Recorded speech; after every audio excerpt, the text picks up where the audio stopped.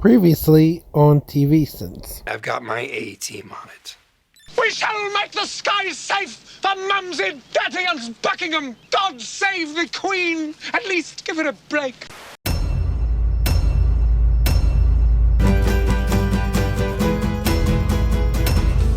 Reading. Also, the fact that we are 10 years away from living in the 30s makes me feel very, very old, and that is definitely a sin. Kids, I'm gonna tell you an incredible story. Bob Saget isn't narrating the aristocrats joke in this scene. The story of how I met your mother. 10 seconds to roll commercials. It's a new record. But also, can you tell me the story of what horrible thing you did to the brandy decanters behind the couch? That looks like apple cider, and brandy really shouldn't look like apple cider. Also, the is up with this house? The year is 2030, man. I expect everyone to be dressed like an extra from Demolition Man, couch to be levitating in zero gravity, and those decanters back there to be filled with legal medicinal grade weed instead of that discount cider. It was way back in 2005. The fact that it's been 15 years since 2005 and it actually is way back now makes me feel very, very old, and that is definitely a sin. Also, have you noticed how old people will forget they said something and say it over and over again? At least I'm not there yet. Will you marry me? Yes, perfect. Who has to practice a simple proposal? You're not reciting the presidents or juggling anything, right? Maybe I'm special, but I managed to pull it off on my first try with no practice whatsoever. It's physics, Marshall. If the bottom bunk moves, the top bunk moves too. And of course, the laugh track is here to reassure us that lines like this are super hilarious. What's worse is that this show isn't even filmed in front of a studio audience. So those manufactured giggles, chortles, chuckles, and guffaws are getting sinned extra. Just doing my job as a member of your local law enforcement. What was I doing? Narration. You were doing narration. There is no way this barber is shaving any hair using this straight razor this way. Lead with the blade against the follicles. This way you're basically just petting the hair instead of getting all up in there and doing some work. What's up with the slap on the back of the head? Seems like a comedy thing that no one actually does. No one with any friends left, at least. Barney, we met at the urinal. Urinal introductions. Did this show inspire Brooklyn Nine-Nine to spend its entire pilot episode in a flashback loop? Do I like this? Let's flashback to all the times I've seen unimpressive flashbacks and find out. Yeah, no, this isn't working for me. We've got swipes, freeze frames, whooshes, and split screens. Someone in the editing department was born with the extra gene. This bowl is filled with waxy spheres, and I must know what these are. Bouncy balls? Faux fruit? We'll see it again in a few minutes, and some of these contents are gone or used or consumed. The only thing I can liken them to are the colorful edible balls from the original Willy Wonka, and I've always wanted to eat one of those. This show reminded me that Wonka fruit isn't a real thing, and really, how dare it? It was finger painting day at school, and a 5-year-old boy got to second base with me. I'm not as shocked that a 5-year-old copped a feel as I am that he left such a perfect handprint with no splatter. There are two big questions a man has to ask in life. Ooh, I know this one. Is it bigger than average? And this happens to all guys, right? Of course, you idiot! Yay for love, but dear God, can you wait to bone until after the milk is put away? That spoils. I'm sorry. Carl's my boyfriend. Carl is just now giving Ted the stink eye. Ted straight up took her from the bar to a personal table and ordered her another drink before this reveal. The mixed signals being sent are flavored for humor, but disappointingly watered down. How does Carl land a Lebanese girl? More importantly, how does Carl not hear you when you're standing right next to him and talking in his direction? Take us to the hospital. Whoa. Did you hit her? Good to know there's a moral compass in here somewhere. So, these spankings, you in pajamas or au naturel?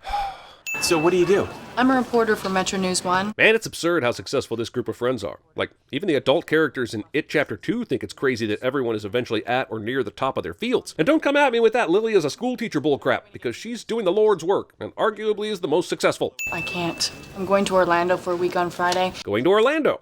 The next night, I took her out to this little bistro in Brooklyn. This show goes on for 207 more episodes. Is this wretched man forcing his children to listen to every goddamn story of his serious about dating years? Because that is next level horrible dad right there. When you go on a first date, you really don't want to say Smurf penis. Girls don't ordinarily like that. But this was no ordinary girl. This girl loved Smurf penis. In fact, children, good old dad here went and found periwinkle condoms in blueberry flavor for later that night when I revealed my Smurf-sized to the woman of my goddamn dreams. Lily? How long have you been sitting there? Oh, come on. Jason Segel is like 6'4" and weighs at least 200 pounds. I have friends that size, and I'd need to lose at least 4 of my 5 senses to not realize when they sat on a couch directly next to me. Can quote obscure lines from Ghostbusters? Ray, when someone asks you if you're a god, you say yes. Is that really an obscure line from Ghostbusters? I would have accepted, well, we only have 75 more to go, or just like the Philadelphia mass turbulence of 1947. Heck, I might even have accepted, generally you don't see that kind of behavior in a major appliance. But the say yes line is one of the most quoted lines of the movie. Also, how does that line come up in the midst of the conversation without it being specifically about Ghostbusters? Look, I speak movie quotes. It's my second language. And the trick is to work quotes into natural conversation, not just blurt out movie quotes you like completely out of context. There you are. We got a jumper. Some crazy guy on the Manhattan Bridge. Come on, you're covering it. This is not how news reporting works. Reporters are assigned on-call times for stuff like this. And if you couldn't contact the person, you go on to the next person and load up and go with them. There is no world where it makes sense to load up a van and go driving around looking for a reporter who you can't get in touch with. Also, this is 2005. Certainly Agent Hill would have some sort of flip phone, especially if she's in the news game, but plot's got a plot, I guess. I killed you, Connor. Don't make me get your mom. Barney is 11 minutes old to me, and he's already such a f***ing douchebag that my first assumption is that he was threatening to bone Connor's mom. TV staging is the best, isn't it? In what world do these four humans pick this tiny table to sit at? And even if they did, why would they sit like this, unless they know they are being filmed in a way to get all four of them in one picture? She didn't even give me the signal. Speaking of signals, this man has been at this table on his cell phone since yesterday, and damn, they don't make cell phone batteries like they used to. Also, go home, buddy. You're drunk. There she is. Of course she is, because in this case, news position not only gets to further the story, but also the characters. Double news position for the sin. Reporting from Metro 1 News. I didn't jump. Earlier you said you were... I'm a reporter for Metro News 1. But now you call it Metro 1 News. It's almost like it's a fake place that you've never actually worked at before. Excuse me. Pardon me. Just a sec. Enjoy your coffee. Go. Larceny. A million thoughts raced through my mind. Unfortunately, one particular thought did not. I've got 5 dogs. 5 dogs in a loft in f***ing Brooklyn. Robin must have paid more for the pet deposit in this place than the first 6 months of rent combined. I'm from Bangladesh. Ooh, the women hot there? Here's a picture of my wife. A simple no would have sufficed. Are we supposed to like Barney at all? Dude deserves a handy from Edward Scissorhands. You have to swear that this does not leave this cab. You're telling Barney. What's up with TV characters telling secrets to the most morally questionable person in their friend group? Hi, have you met Barney? Okay, eye patch gone. Nah, that was easy. And her eye makeup is already done. I'm thinking someone was faking that eye injury for attention. Signal. Okay, fine, haha, they invited the cab driver in for reasons, but I'm not buying that he's sitting here in this shot when we already know what it looks like when he's sitting here relaxed in this shot. It's almost like that line and reveal was for an unseen audience that the characters should know nothing about. Because that, kids, is the true story of how I met your Aunt Robin. Okay, that's clever, but the real twist is that How I Met Your Mother would get a sin removal. Never saw that one coming, did ya?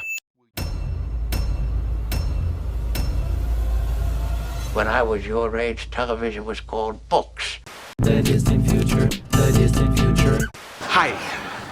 I'm Ted. I am gonna go 50 shades of bear on you tonight.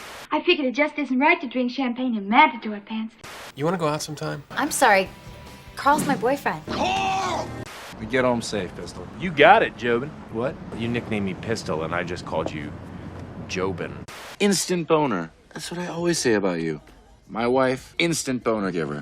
I think I'm in love with you. Steve, you said a bad language word.